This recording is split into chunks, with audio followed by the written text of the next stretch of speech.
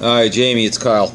Like you didn't know who it was. Okay, I'm looking at your son Mason's swing, and sort of here's what I see. Here's where he sets up. The red line is his back leg when he starts out. And watch his first move, what he does here. He slides back to the yellow line, and you know what that does? That just adds, like we said, that adds time. It adds, some time into the equation of hitting the ball. So if one thing, like I said, you want him inside his leg there, and to stay there and to go from right in this position that he's in right now. So no more going back to gather like this. He's going back and gathering. That just slows everything down. It makes it a little longer to get the whole swing going, and it doesn't even, it doesn't add any power to the swing. So that's something you could eliminate right there. That it makes everything happen a little sooner. Next thing would be if you watch the plane of the swing here, like we discussed. Actually, you know what? He has no bat drag at all, which is really good because I'm going to say 8 out of 10 kids that I look at, they all have bat drag where their back elbow, the one that's right on the red line right now, is going ahead of the other elbow. So that means he's a strong kid too. So that's good. He has no bat drag at all. Now, if you watch the barrel, how it goes into the ball here, you could see like the yellow line is the plane of the pitch. That's pretty much the plane that I see for like about 50 mile an hour pitching, 45 mile an hour pitching. That would be the plane. Maybe even a little more bloopy than that, believe it or not. And you can see the bat is traveling down the plane. So whenever he connects, it's really like that's a glancing blow, and you lose so much power when it does that. And like I said, you see the hands go down to the hip.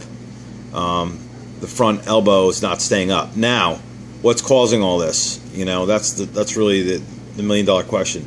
What's causing it is when you set up right here. When you set up, you have to push to your front foot and get all your weight off your back foot, so your hips are always clearing out of the way. Now he clears his hips, but what he does, if you watch his back foot here, he's squishing the bug, they call it, or whatever. He's really not getting his weight off his back foot, and if you don't get your weight off your back foot, you can't clear your hips out of the way enough when you're moving through this portion of your swing right here, this portion right in here.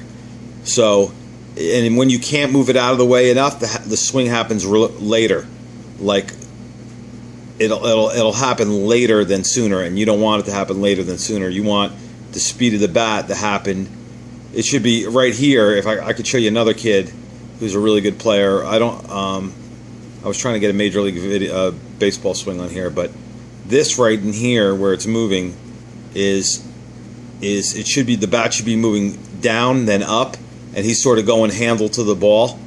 You know what I mean? That gives him his downward plane, like right there. So here, I'll pull up another guy that you can compare it to.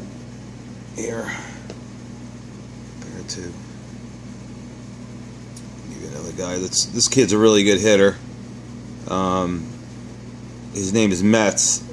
He's in the majors, and here he is right here. Now watch what he does. Let me get him going. Watch his bat go down. See how he gets his bat to go down, then up to match the plane of the pitch. So he's going down, then up. And this kid has 5 home runs in the majors this year, and he's not a big heavy kid. And boom. Right, see, and the bat extends right onto the lead arm. Now he hit this off the end of the bat. He didn't hit this good, but you could see, even though he's not a big strider like your son is, at least watch his back foot. He gets it in the air, right there, and you could see he has no bat drag. He's going down, real hard. Then he's stopping swinging, right about here. His swing is over. Now he's just pulling his left shoulder out of the way. But that's sort of what you want to get your son to do, is move that shoulder, that bat down in front of his body. It feels like that's right in front of your body, your hands right there. And now you're letting it go up and away. He actually could do it. He was a little out in front of this, so it's probably why he didn't pull out of the way more with his left shoulder. But that's sort of the basic move. He's not a big strider, this kid either, but he does push off his back foot enough to get his weight on his front foot when he hits. But that's something, you know, you can work on. There's your son here again. Boom. I'll put them both in the same position here, like where the bat's facing the ball. He's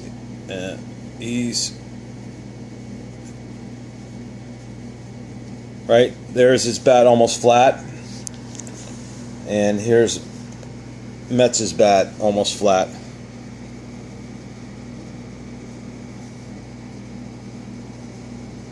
Oh, you get it there. Yeah, one more frame. Okay. See how Metz's hands are in the center of his body, and your son's hands are ahead of his body? That's because this guy right here, Metz, he's working in the beginning of his swing to get it going fast, and then he's actually turning off and letting the bat get in front of his body. Your son here, Mason's still pulling on the handle at this position, so he has to do more work in the back part of his swing. When we were talking, more work here. Get the bat to move here more. Move down here more. See the barrel's dropping? The barrel should be going straight down more and then up at the ball so we can match the plane of the ball right here.